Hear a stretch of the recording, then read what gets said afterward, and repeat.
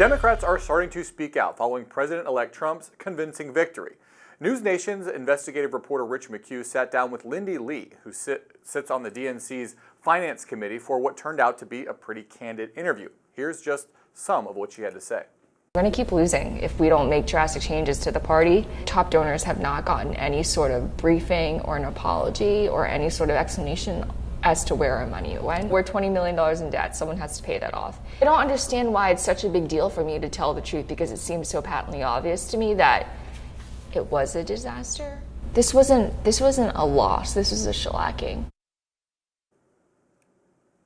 Joining us now with more on his interview with Lindy Li is NewsNation's Rich McHugh. Rich, thanks for joining us. Why is Lindy Li speaking out now? Thanks for having me, Drew. Could not have been an easy decision.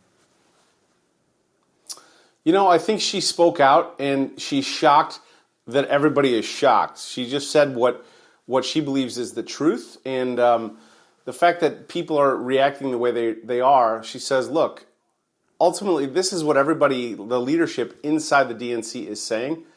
And people are telling me to go further. So there are people that are sending her arrows, but she's ultimately getting a lot of positive feedback from the top of the Democratic circles. What did she tell you about big-time donors potentially fleeing the party? She told me that that's definitely on the table. She told me a couple names that I'm trying to work to verify, but there is broad discontent at high levels over how this was all handled and played out. And she suspects that we're going to see top donors leaving the party, the DNC, taking their money in the next few weeks. That's all she told me. I pressed. She wouldn't give me any more. Yeah. She also told you that this loss for Harris was not about misogyny, but more about misunderstanding. What does she think that Democrats got wrong in this election? Well, she says, look, the misogyny and racism, she's not saying that wasn't on the table at all. She says that's part of it. But the way that we were framing this is gonna set us up for losing again. We have to understand, she says, we have to understand that the country has moved a little right. And the answer for Democrats is not going more left, just the opposite. It's just to confront where the worker is today. And they did a poor job of that. Those are her words, not mine. But she says this campaign ultimately of celebrity-studded events and endorsements didn't really move the needle or do anything to help connect with these workers on the real issues. There's also been this issue of campaign staffers not getting paid. What has she heard about that?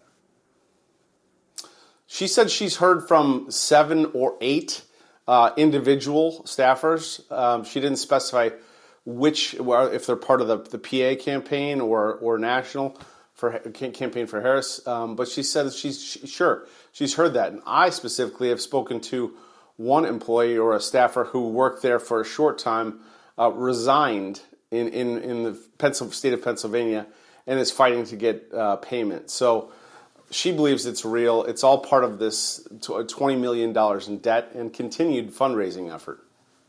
There's been a lot of controversy surrounding this $1 million supposed payment to Oprah. Was she able to clarify anything about that?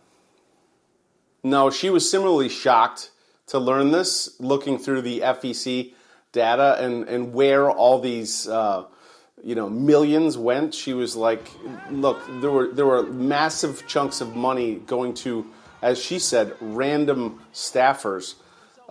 In her opinion, this was just a giant waste of finances, and as a fundraiser who's raised millions of dollars, she wants some accountability. We know that the FEC data shows that 2 $500,000 payments went to Harpo, which is Oprah's production company.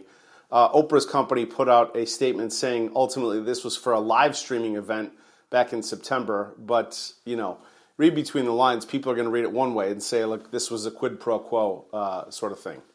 All right, it'll be interesting to continue following your reporting on this reckoning that's happening at the DNC. Rich McHugh, thanks so much for joining us.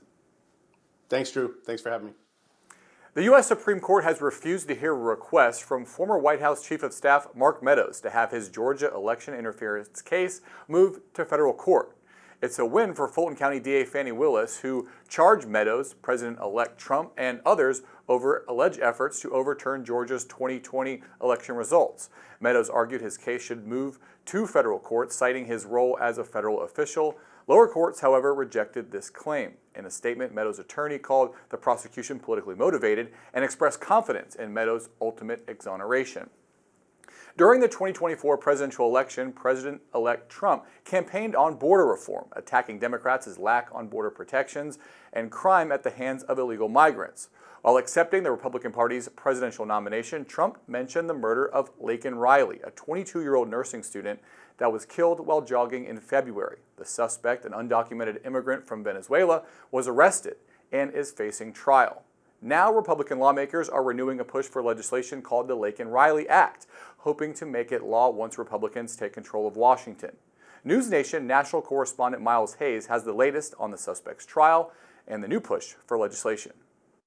With jury selection in the trial for an alleged illegal immigrant murderer now just about 24 hours away, the push for the LAK Riley Act has gained renewed momentum in the Senate. The act would impose stricter immigration enforcement by mandating that U.S. Immigration and Customs Enforcement detain undocumented individuals who commit certain crimes until deportation.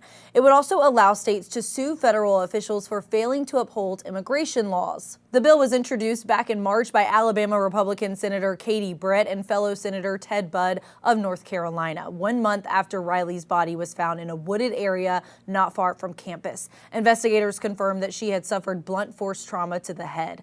Police arrested 26-year-old Venezuelan migrant Jose Antonio Ibarra, who was charged with murder, aggravated battery, and kidnapping.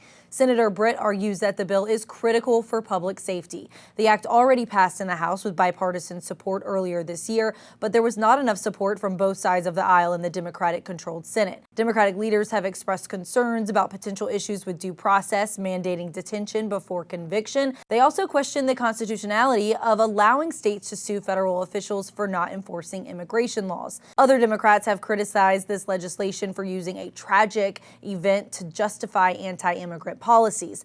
However, the GOP majority will almost certainly guarantee it a Senate vote and likely passage into law. And that's today's Daily Debrief. I'm Drew Petrimo. Be sure to like, share, and subscribe to the Hills YouTube channel. And come back here soon for the intersection between politics and policy.